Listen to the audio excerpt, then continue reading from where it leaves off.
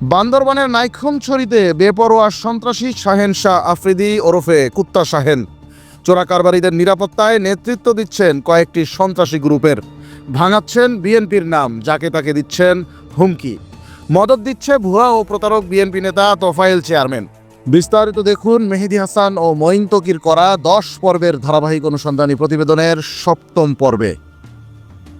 বান্দরবানের নাইক্ষ্যংছড়ি সীমান্তে চোরাকারবারি চক্রের অন্যতম হোতা কুখ্যাত সন্ত্রাসী শাহেন শাহ আফ্রিদি ওরফে কুত্তা শাহিনের বেপরোয়া তৎপরতা দিন দিন বেড়েই চলছে। অনুসন্ধানে জানা গেছে, প্রতারক ও বহিষ্কৃত ভুয়া বিএনপি নেতা এবং আরাকান আর্মির দালাল সাবেক উপজেলা চেয়ারম্যান তোফায়েলের আশ্রয়ে প্রশ্রয়ে ও মদদে গড়ে তোলা লাঠিয়াল বাহিনীর নেতৃত্বে রয়েছে এই সন্ত্রাসী কুত্তা শাহিন। এমনকি নিজের ব্যবহৃত ফেসবুক আইডিতেও মামা হিসেবে তোফায়েলকে সম্বোধন করে নিজেকে তার লোক দাবি করে বায়ো লিখেছেন সন্ত্রাসী কুত্তা শাহেন।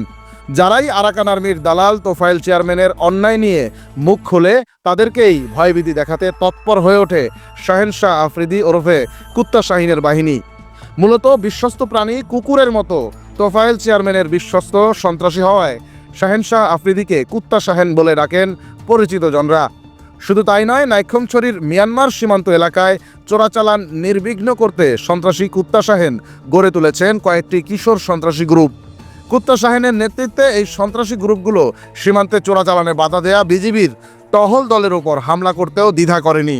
সে ঘটনায় নাইক্ষ্যংছড়ি থানায় মামলাও রয়েছে।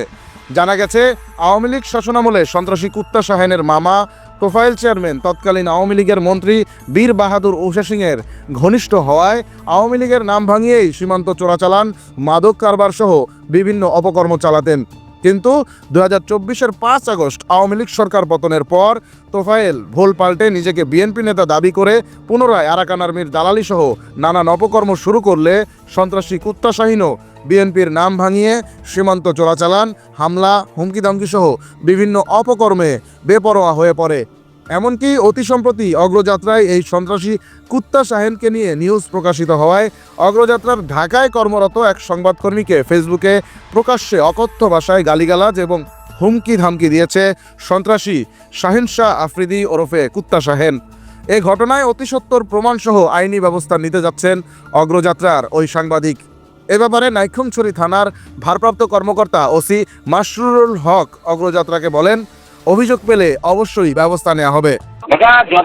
এটা তো তদন্ত সাপেক্ষ বিষয়। আপনার বক্তব্য অনুযায়ী যদি এই ধরনের কিছু ঘটে থাকে সেটা আইনানুগ ব্যবস্থা গ্রহণের জন্য আপনি আইনের দ্বারস্থ হলে অবশ্যই আইনগত প্রক্রিয়া গ্রহণ করা হবে।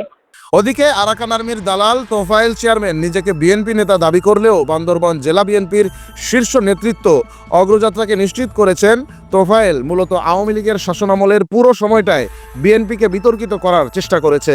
এজন্য 2024 সালের শুরুতেই কেন্দ্র থেকে এই প্রতারকের বিষয়ে সতর্ক করে নোটিশ দেয় কেন্দ্রীয় বিএনপি।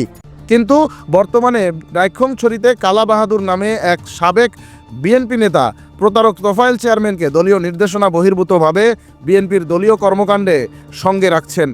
এ বিষয়ে ইতোমধ্যে বিএনপির কেন্দ্রীয় নেতৃত্বকে জানানো হয়েছে বলেও নিশ্চিত করেছে বান্দরবান জেলা বিএনপি সূত্র। একই সাথে কেবলমাত্র তোফায়েলের অপকর্ম সুরক্ষায় কাজ করা সন্ত্রাসী শাহেন শাহ আফ্রিদি ওরফে কুত্তা শাহেনের কোনো অপকর্মের দায়ভার বিএনপির নয় বলেও দাবি করছেন তারা।